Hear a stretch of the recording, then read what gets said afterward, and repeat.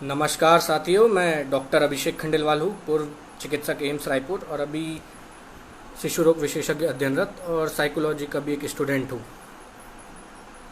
जैसे कि आज आप सबको एक खबर मिली है कि सुशांत सिंह राजपूत ने सुसाइड किया है, जो कि बहुत ही ज़्यादा दुखद खबर है और सबके दिमाग को एकदम विचलित करने वाली खबर है। परंतु दोस्तों, सुशांत सिंह राजपूत तो महज एक फेमस नाम है। न जाने हिंदुस्तान में कितने युवा रोज डिप्रेशन के चलते सुसाइड कर रहे हैं और बहुत सारे युवा बुजुर्ग वर्ग जिनकी डिप्रेशन के कारण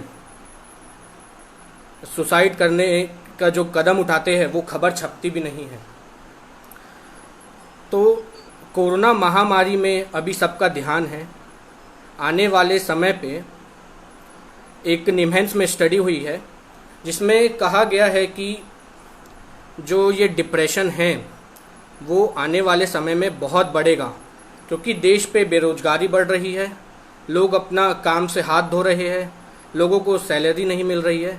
तो ये मुख्य रूप से आने वाले समय में कहीं ना कहीं डिप्रेशन का शिकार डायरेक्टली या इनडायरेक्टली हो सकते हैं। डिप्रेशन में अगर बात करें तो सोशल स्टिग्मा के कारण आज हिंदुस्तान में ऐसा सोशल स्टिग्मा है कि अगर किसी को मानसिक रोग है भी, तब भी वह अगर कहीं साइकेट्रिस्ट के पास ट्रीटमेंट करता है तो लोगों को बता नहीं सकता। उनका सोचना ये होता है कि लोग क्या कहेंगे कि मैं साइकेट्रिस्ट के पास इलाज कर रहा हूँ या मुझे मनोरोग कहेंगे।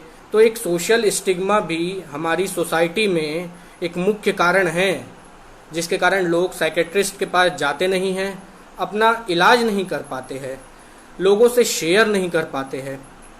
शेयर नहीं करेंगे, अपने आप अपने ऊपर ही सब चीज़ें लेते रहेंगे, तो एक डिप्रेशन का एक मुख्य कारण होता है।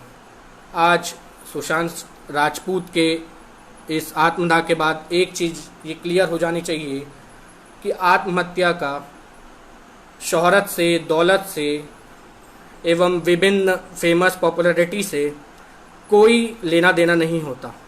डिप्रेशन जो है मूलतः दो प्रकार के हो सकते हैं। एक तो साइकोलॉजिकल, जो आज की सोसाइटी है और जो लोग हैं वो ये समझते हैं कि अरे, लोग जज करना शुरू कर देते हैं कि वो तो इतना फेमस था, उसके पास दौलत थी, मूवी हिट हुई, उसके बाद क्यों उन्होंने सुसाइड किया। तो ये जो जज करने वाली बात है, लोग ये नहीं जानते कि इंसान के अंदर, इंसान की हंसी के पीछे क्या चीज़ छुपा हुआ है। हो सकता है वो साइकोलॉजिकली स्ट्रांग हो, पर बायोलॉजिकली जो कि केमिकल लोचा मैं आम भाषा में कहना चाहूँगा, जैसे कि सीरोटोनिन, नॉन एपिनेफ्रिन, डोपामिन जैसे ये जो हार्मोन हैं, उसका इम्बैलेंस से भी डिप्रेशन होता है और ये बहुत ही ज़्यादा मुख्य कारण है। तो जनरली लोग सोचते हैं कि केवल और केवल साइकोलॉजिकल ही मुख्य कारण है डिप्रेशन का, पर ऐसा बिल्कुल भी नहीं है।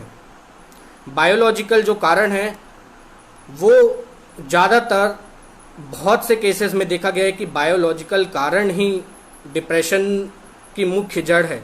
हो सकता है आपकी लाइफ बहुत ज़्यादा अच्छी हो, हैपनिंग हो, खुशी से भरपूर हो, पर अगर शरीर के अंदर कोई केमिकल लोचा होगा तो आप बेवजह, आपका मन उदास रहेगा, आपका काम करने में मन नहीं लगेगा। मैं डिप्रेशन के लक्षण बता रहा हूँ। आपको बेवजह रोना आएगा, आपको या तो नींद बहुत कम आएगी या बहुत अधिक नींद आ सकती है। डिप्रेशन के कारण में भूख ना लगना, ये भी एक मुख्य कारण है। डिप्रेशन के जो शिकार है वो रोगी को हम सबको पहचानना है। ये जो मैंने लक्षण बताए हैं वो तो महज जो एक कॉमन लक्षण है, पर बहुत सारे लक्षण होते हैं। आपके पास भी आपके दोस्त यार कुछ अपनी समस्या लेकर आते होंगे। हो सकता है कि वो दूसरों से शेयर ना करे, पर आपसे शेयर करते होंगे। तो आपको ऐसे लक्षण पहचानना है और उन्हें हिम्मत दिलानी है कि देखिए, ये जो है लक्षण, ये आम बात है, डॉक्टर से कंसल्ट करने में कोई बुराई नहीं है। जो एक सोशल स्टिग्मा है हमारे देश भारत में, वो हमें तोड़ना होगा। मैं आपको बता रहा हूँ 60 से 70% लगभग मरीज केवल इसलिए साइकेट्रिस्ट के पास नहीं जाते हैं कि भैया वो क्या सोचेंगे, मेरे रिश्तेदार क्या सोचेंगे, मेरे दोस्त क्या सोचेंगे अगर मैं मनोरोग के पास इलाज करवाने के लिए गया, मोहल्ले वाले क्या सोचेंगे, आसपास के लोग क्या सोचेंगे, कहीं वो मुझे पागल का दर्जा तो नहीं दे देंगे। और यही सोशल स्टिग्मा के कारण लोगों को समय पर इलाज नहीं मिल पाता है, लोग अपनी बात खुल के दूसरों तक बोल नहीं पाते हैं और वो अपने मन पे ये बात दबाए रहते हैं, दबे रहने देते हैं, किसी को शेयर नहीं करते हैं और कहीं ना कहीं नेगेटिव थॉट्स, सुसाइडल अटेम्प्ट, ये सब इंसान में भरा हुआ रहता है। तो कहने का मतलब ये है कि डिप्रेशन किसी को भी हो सकता है, आपको, मुझे या किसी को भी। अगर डिप्रेशन का सक्सेस से कोई लेना देना होता तो कोई भी सक्सेसफुल आदमी आज सुसाइड नहीं कर रहा होता। ना ही जबलपुर मेडिकल कॉलेज के आसपास में मध्य प्रदेश के कुछ मेडिकल कॉलेज के जो डीन हैं जिन्होंने सुसाइड किया, कुछ आईपीएस ऑफिसर है जिन्होंने सुसाइड किया, बॉलीवुड में बहुत सारे ऐसे एग्जाम्पल है। तो कहने का यही मतलब है कि डिप्रेशन को हम सिर्फ साइकोलॉजिकल वे में ना सोचे, बल्कि बायोलॉजिकल इम्बैलेंस के कारण जो मृत्यु हो रही है, दिन ब दिन जो बढ़ते जा रही है, वो मुख्य कारण है। तो इस बात को समझना होगा। दूसरी बात मैं ये कहना चाहूँगा कि कोरोना महामारी का अभी समय चल रहा है, बहुत से लोग अपनी पढ़ाई नहीं कर पा रहे हैं, तो ये आने वाले समय के डिप्रेशन की जड़ें हो सकती है। इन सभी जड़ों को हमको अभी से पहचानना है, लोगों से हमको बात कर, मैं यही माफ़ कीजिए आ रहा है जिसके कारण नेटवर्क इशू हो रहा है। तो एक डॉक्टर होने के नाते मैं यही कहूँगा कि आपको वैसे लोगों को पहचानना है, वैसे लोगों को हिम्मत दिलानी है, वैसे लोगों को बताना है कि देखिए ये जो समय है ये बीत जाएगा, आज नहीं तो कल आपको जॉब आपका अच्छा सुरक्षित हो जाएगा, आप पैसा कमा लेंगे। स्टूडेंट को मैं यही बोलना चाहूँगा कि आपकी पढ़ाई हो जाएगी, लेकिन एक बार अगर जान चले गई, जो ईश्वर ने हमें सबसे बड़ी चीज़ दी है वो है हमारा मानव शरीर, अगर वो चले गया तो ये सब कहाँ से लाएंगे। तो डिप्रेशन के बारे में हम सबको खुल के बात करनी है, इसमें कोई सोशल स्टिग्मा जो है वो बिल्कुल हटा लीजिए, हमें खुल के बात करनी है, दूसरे की हंसी नहीं उड़ानी है। आप सब लोग एक प्रण लीजिए, ऐसा नहीं कि कोई आपसे बात शेयर कर रहा है अपनी और आप बोल रहे कि देखो वो डिप्रेस्ड है, पागलों के डॉक्टर का इलाज कराएगा। तो ये सब शब्द कहना बंद करिए, क्योंकि हम एक दूसरे की मदद करेंगे जब भी हम इस सोसाइटी को, हमारी है जो बहुत ही मतलब सीधा जान ले लेती है अगर लोगों को सही समय में पता नहीं चले या कोई सही जानकारी ना देने वाला हो। तो ये सब चीज़ हमको करनी है, हमको आपस में एक दूसरे की मदद करनी है, लोगों की बात सुननी है, लोगों को बात करके अपनी समस्या लोगों से शेयर करके बहुत सारा रिलीफ मिलता है। तो ये सब बात हमें करनी है। और तो फ़ोन आ रहा है मुझे बार बार, इसके चलते थोड़ा नेटवर्क इशू हो रहा है। तो नेगेटिव थॉट्स जो आते हैं उससे मन उदास होता है, मन उदास होता है तो उससे फिर और ज़्यादा नेगेटिव थॉट्स आते हैं, और ये साइकिल जो है, ये चक्र है, वो चलते रहता है, चलते रहता है, चलते रहता है। तो इस चक्र को तोड़ने के लिए या तो आप साइकोलॉजिस्ट की मदद लीजिए या साइकेट्रिस्ट के पास जाइए, या अपने दोस्त यार फैमिली मेम्बर से कम शेयर कीजिए। दिल पर बोझ लेके मत रहो, बोझ लेने से कुछ नहीं होगा, आपका दिमाग का टेंशन दिन ब दिन बढ़ता जाएगा। और देखिए हार्ट में क्या लोड पड़ रहा है इसकी मशीन बनी है, शरीर में क्या लोड पड़ रहा है इसकी मशीन बनी है, पर यहाँ क्या टेंशन हो रहा है इसकी कोई मशीन नहीं बनी है। तो इस लोड को हमको कम करना है। जनरली लोग क्या सोचते हैं कि बाहरी दुनिया के कारण किसी ने सुसाइड या आत्मदाह किया है, जैसे कि उसको शोहरत नहीं थी, उसके पास जॉब नहीं था, या वो बहुत मानसिक टेंशन में था, पर ऐसा कुछ नहीं है। बायोलॉजिकल रीज़न भी होते हैं और ये मुख्य कारण हैं लोगों के सुसाइड करने के लिए। तो मैं बस यही कहना चाहूँगा कि जो एक दूसरे के साथ हम चीज़ें शेयर करें, उससे कहीं ना कहीं बहुत हद तक हम इस चीज़ को कम कर सकते हैं। और मैं साथ में ये भी कहना चाहूँगा कि लोग जब आपसे शेयर करें तो बिल्कुल उनकी बात आप एकदम अच्छे से सुनिए, उनको समय दीजिए, और कॉन्फिडेंशियल होनी चाहिए बातें, तभी जाके हम एक दूसरे की मदद कर पाएंगे। और एक जो डिप्रेशन को लेके सोशल स्टिग्मा है उसको हटाना है। आप अपने आप से शुरुआत करिए। जब आप खुद से शुरुआत करेंगे, जब आप दूसरे के बारे में बुरा भला कहना छोड़ेंगे, तभी लोग खुल के साइकेट्रिस्ट, साइकोलॉजिस्ट और डॉक्टर्स के पास जाएंगे।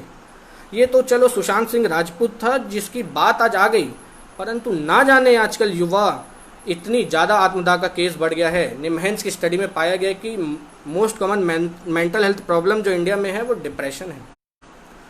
तो मैं यही कहना चाहूँगा कि आप लोग एक दूसरे से बात शेयर कीजिए और सब लोगों की मदद कीजिए और डॉक्टरों के पास उचित समय में जाइए। ये एक बीमारी है जो निश्चित तौर पर पूरी तरह ठीक हो जाती है। जान देना कोई भी चीज़ का सॉल्यूशन नहीं होता है। जान देने के बाद जो फैमिली में जो लोग सोचते हैं उन पे क्या बीतती है, वो जान देने वाला तो जान दे के चले जाता है, पर बाकी लोगों को ये पता रहता है, फैमिली मेम्बर्स को, कि उन्होंने क्या खोया है। तो बस यही कहना चाहूँगा कि आने वाले जो समय है, आने वाला 6 से 10 महीना, 6-8 महीना, इसमें बहुत सारे लोग बेरोजगार होंगे। तो उसके लिए हमको मेंटल प्रिपेयर होना है, आपस में बात करनी है, सलाह एक दूसरे को देनी है, लेनी है और उचित अपने को सॉल्यूशन निकालना है। अच्छा, साथ में मैं ये भी कहना चाहूँगा, एक पॉइंट मैं भूल गया हूँ कि जो लव लाइफ को लेकर आज के जो युवा है वो जो बर्बाद होते जा रहे, जो 16 से 25 साल तक के युवा है वो ना जाने जान दे देते हैं और पता नहीं क्या क्या होता है। तो देखिए भाइयों, आप लोगों की पढ़ने की उम्र है, ऐसा नहीं है। मैं भी इस चीज़ से गुजर चुका हूँ, इसलिए मैं आपको बता सकता हूँ। ऐसा नहीं है कि भाई डॉक्टर बन गए हैं तो एकदम स्मूथ रोड थी तो बन गए, ऐसा नहीं है। हम भी हर चीज़ से गुजर चुके हैं, उस चीज़ से निकल चुके हैं। तो मैं आप लोगों को, खासकर युवाओं को मैं बता रहा हूँ जो 12वीं से 10वीं 12वीं के कॉम्पिटिटिव एग्ज़ाम की तैयारी कर रहे हैं, आप लोग भैया कृपया अच्छे से पढ़ाई लिखाई में ध्यान दीजिए। कुछ भी लगता है तो मेरे फेसबुक से जो जुड़े हैं वो बिल्कुल मुझे मैसेज करिए, कॉल करिए, मैं आप लोगों की मदद करूँगा। खासकर युवाओं को जो कि 12वीं और कॉम्पिटिटिव एग्ज़ाम की तैयारी कर रहे हैं, वो आए दिन डिप्रेशन में रहते हैं और आए दिन पूछते हैं कि भैया पढ़ाई नहीं हो रही है, घर वाले टेंशन ले रहे हैं और क्या करा जा सकता है। तो मैं बस यही कहना चाहूँगा कि आप लोग डिप्रेशन को एक बहुत बड़ी बीमारी ना समझे। डिप्रेशन एक मात्र जैसे सर दर्द होता है, उल्टी आती, चक्कर आती, बीपी की बीमारी है, उसी की तरह लीजिए। और कोई अगर सामने वाला बंदा डिप्रेस्ड है तो उसकी सहायता कीजिए, ना कि उसकी हंसी उड़ाइए, मजाक कीजिए। क्योंकि आज अगर आप किसी की मदद करेंगे तो ऊपर वाला भगवान आपकी मदद करेगा। तो हमें आने वाले दिनों में कोरोना के साथ साथ हमें इस डिप्रेशन से भी लड़ना है और आगे बढ़ना है। कोई भी दोस्तों, अगर आपको जानकारी चाहिए होगी या कोई भी हेल्प चाहिए होगी या कभी भी किसी को भी सुसाइडल अटेम्प्ट या ऐसे कोई थॉट आएंगे तो मेरे फेसबुक में मैसेज करिए, मैंने नंबर भी दे रखा है। आप निश्चित बिंदास होकर अपनी समस्या मुझसे शेयर कर सकते हैं और निश्चित तौर पर मैं आपकी मदद करूंगा। और किसी एक व्यक्ति की भी अगर मेरे कारण जीवन बच जाता है, लाइफ बच जाती है, तो मैं अपने आप को समझूंगा कि मैं सफल व्यक्ति बन गया हूँ। तो बस इसी के साथ मैं अंत करना चाहूँगा। आप लोग बिल्कुल ध्यान रखिए और डिप्रेशन से और कोरोना से हमको जीतना है, इससे हारना नहीं है। जय हिंद, जय भारत।